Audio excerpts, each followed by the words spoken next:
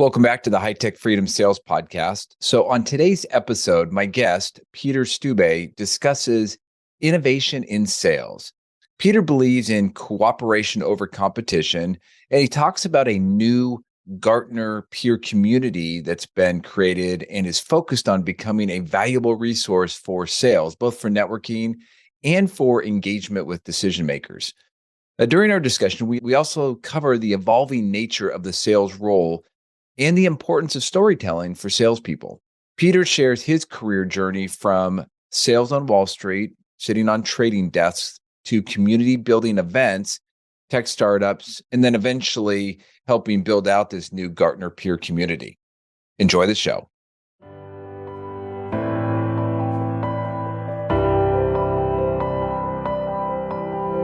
Welcome to the High Tech Freedom Podcast. This is a podcast where we bring successful tech sales professionals, thought leaders, and entrepreneurs to share best practices, insights, and lessons learned with other tech sales professionals.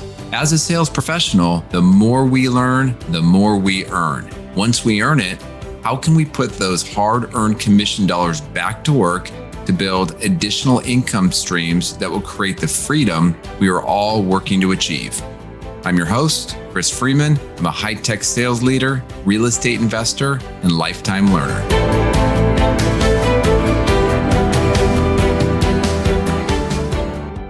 All right, Peter, welcome to the High Tech Freedom Podcast. How you doing? I am doing great. Thanks for having me, Chris. Super excited for today's conversation. Yeah, my pleasure. Well, we just briefly met. So you're relatively new, within a year at Gartner. Yeah. And you and I kind of stumbled across each other with some of the work you're doing on a new Gartner community. But before we jump into that, why don't you tell us a little bit about your background? Yeah, sure. I'd be happy to. And really excited to talk about Gartner peer community because it is different than Gartner. So, but first and foremost about me, I guess my 30-second life story, and I'll hope to do it in that. So I actually started my career in sales. I am very proud that actually my upbringing was not in what you'd consider traditional tech or the tech industry entirely. I started on Wall Street trading desks and was working, in a combination of both sales and trading roles, evolving into just providing value to those clients through more community building events and, sharing of information. It's actually, funnily enough, come under a lot of scrutiny from the SEC. So I'm happy I'm out of the world. But the concept of idea dinners was something that I was involved in, bringing together clients and having them share information about what they might be investing in or putting their assets towards and, promoting that.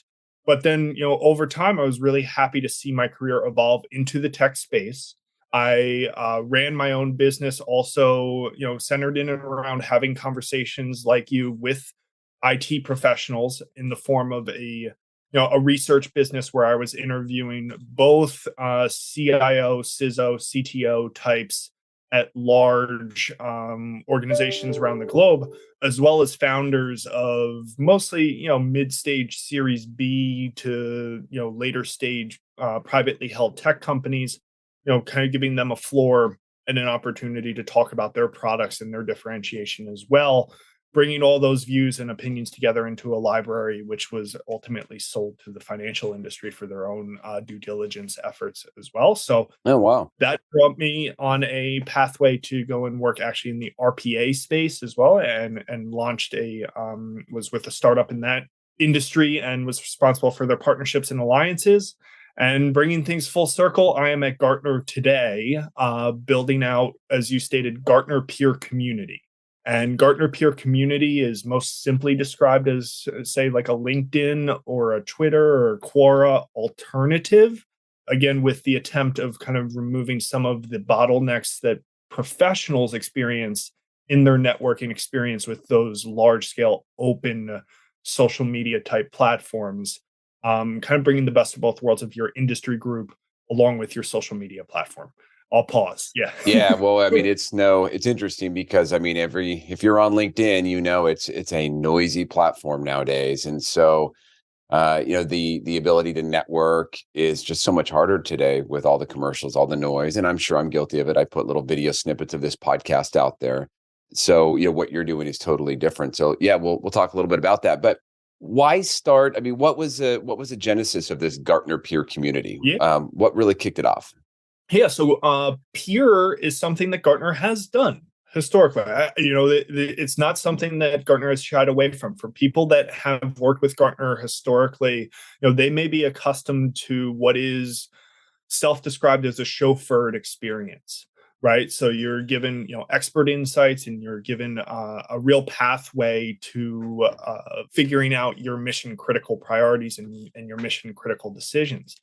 Again, that is, being at a truly chauffeured experience, there is a opportunity for a complement to that, meaning input from peers and people that are on the ground doing it, and then also an ability to source that in a self-service way, rather than, quite frankly, having to rely on your next scheduled call with your Gartner analyst or your Gartner counterpart.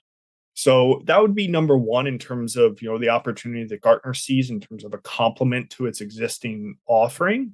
And it gives us the opportunity to also cover things that would fall outside the realm of traditional Gartner coverage, call it the long tail of innovation, or things that are truly more niche to the audience that simply analysts can't cover entirely. So that would be number one. And I'd say number two is, as you stated, there is a real opportunity here in the marketplace, and we've identified a true market fit to, in a sense, also provide a complement. I would say that we're in co-opetition with folks like LinkedIn, like Twitter, like Quora, like Stack Overflow, to really bring a place that is more noise free and be an opportunity for us to then, on the other end of the spectrum, say, if you're a member of an industry group, give you more scale and more opportunity to connect way further, even beyond that industry group. So think of us somewhere in between those two offerings and those two platforms, I think, is the best way to talk about it today. Yeah, so I've checked it out and I've been poking around, and it seems like it's really built around, all right, there's groups based on sort of what you do. So if you're an IT, CISO, CIO, there's groups for you. If you're a salesperson, it looks like there's groups for you. And it's really built up around asking a question and getting feedback and having open dialogue with people in your group. And there's no promotion. There's no advertisement. People aren't jamming a bunch of product information in there. So it's kind of getting back to the roots of information sharing like peers. Is that kind of a good assessment? That's the perfect assessment. And truly, we have a lot of things in place. One, the users are verified, so they are who they say they are, and they do what they say they do. As you mentioned, we do at this point in time place people effectively in silos so that they're able to truly communicate with people that are facing the same challenges and have the same roles and responsibilities as them. We've also put in place things, for instance, when you do launch your own question or launch your own poll, that's done so anonymously so that you can be vulnerable and also share a question that maybe you would feel otherwise judged for having to ask in the first place. But then still, again, coming back to that verified user base of other professionals that have that same title and same responsibilities of you, being able to verify the responses to those questions or being able to verify the responses of those polls is coming from the people that matter most and are most qualified to give you an opinion on how to make that decision or how to move forward with your work, is truly, what we're striving for as we build out the community. Interesting. Well, so Peter, one of the main reasons I wanted to bring you on as a guest is so I just recently had a solo episode out on why do salespeople constantly need to be innovating in their business? And this is an example of something new that's developing out there, that if you're a salesperson, you need to be constantly thinking about and looking at what tools can you leverage to improve how you go to market, how you build your brand, how you connect with people, how you maybe find your next job. And I don't know that, I've got your Gartner community all figured out, but I wanted to give you an opportunity to bring that to my audience. So if you're a sales pro out there, check it out and see if it's something that you should start to explore a little bit more. So Peter, my question to you is, if a salesperson can't promote what they do, why would they go on it? Yeah, absolutely. And I think that this is where the world is just headed entirely. I used to already once in this conversation, but I truly believe in the word co-opetition rather than competition. And I think that, in a space where we are still at the end of the day competing for dollars and we need to feed our families, we can still benefit from learning from each other. And that's what this platform truly prioritizes, or gives us a safe space to do that.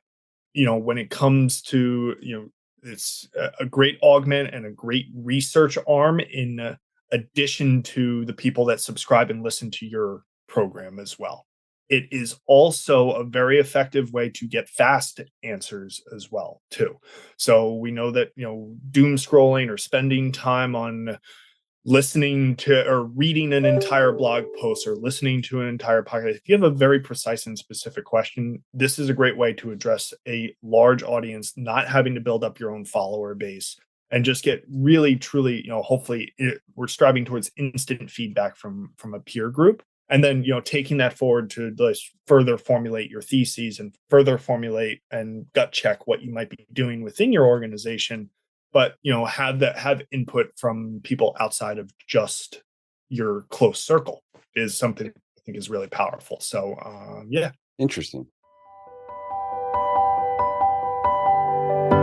Before we jump into the topic, I wanted to let you know that we just launched a monthly drawing for one of our insulated high-tech Freedom tumblers. Now, I've been sending these out as a thank you gift to each of our guests, and the response has been great.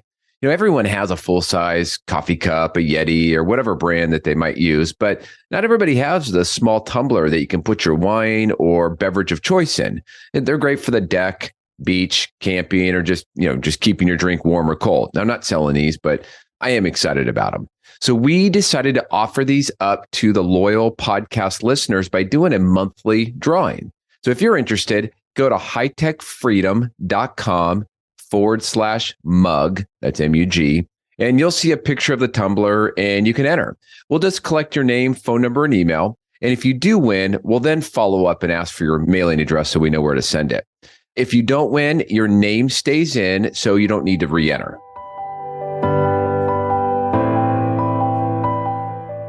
So you're building this up, right? You're trying to get more people into the platform.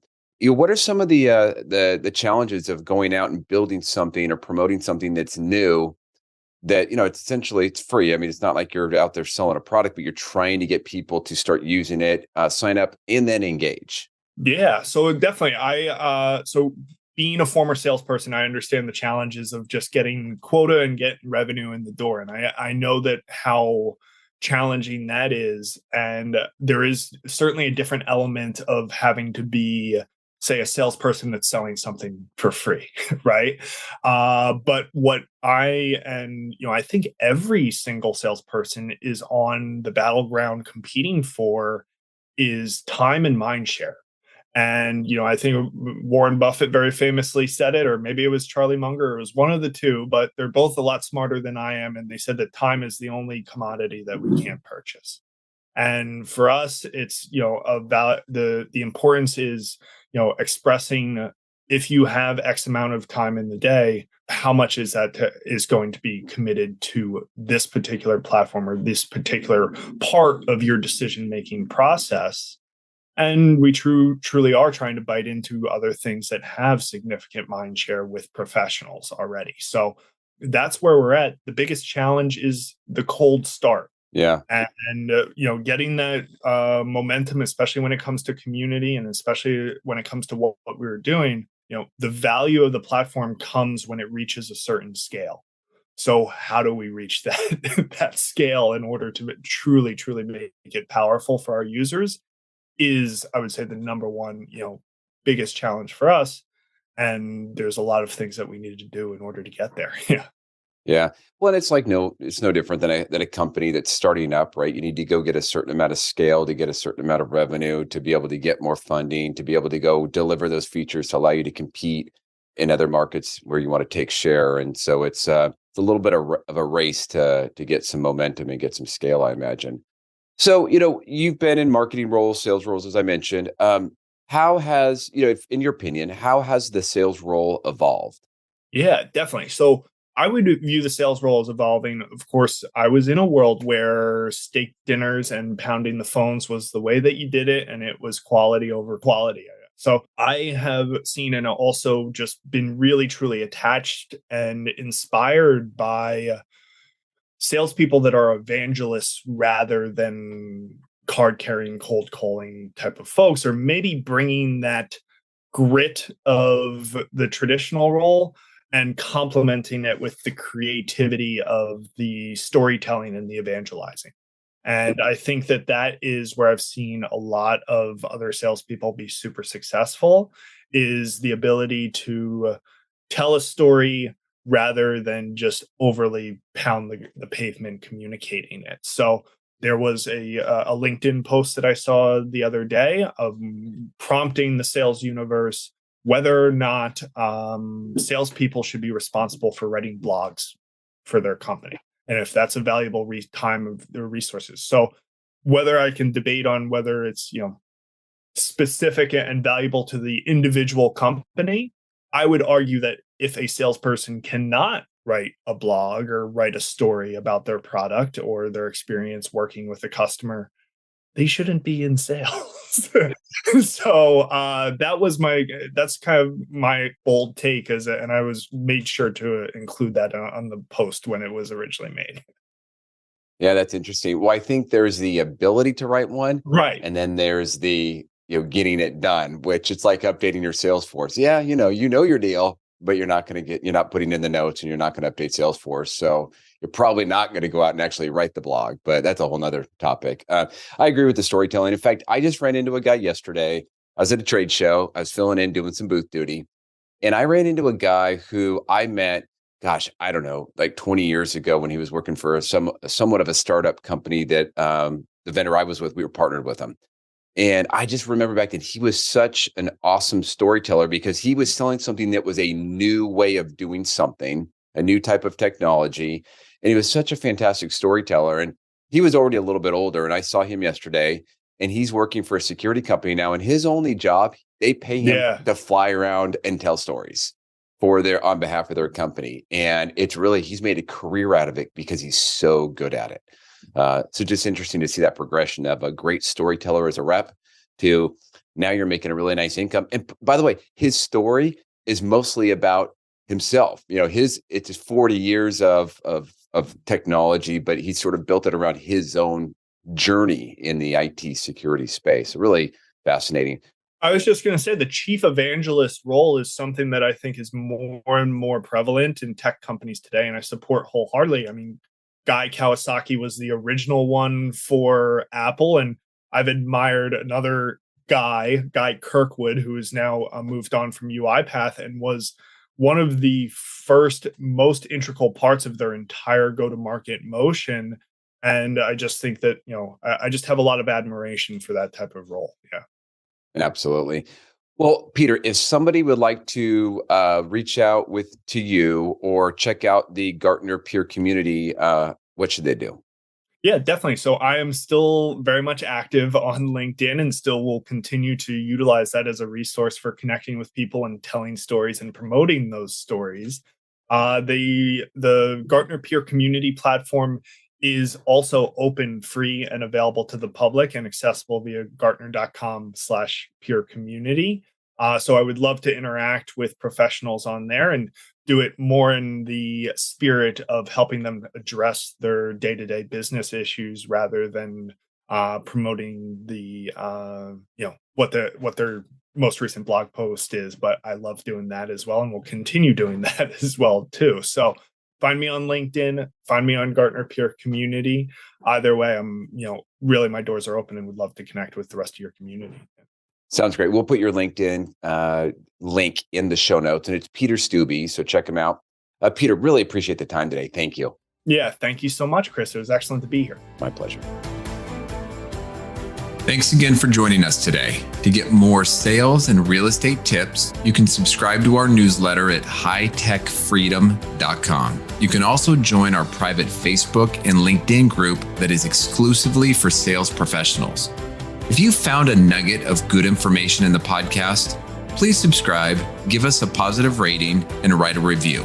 If there is a topic that you would like us to cover in the future, please send us a note through our website at hightechfreedom.com. Until next week, make this your best week ever.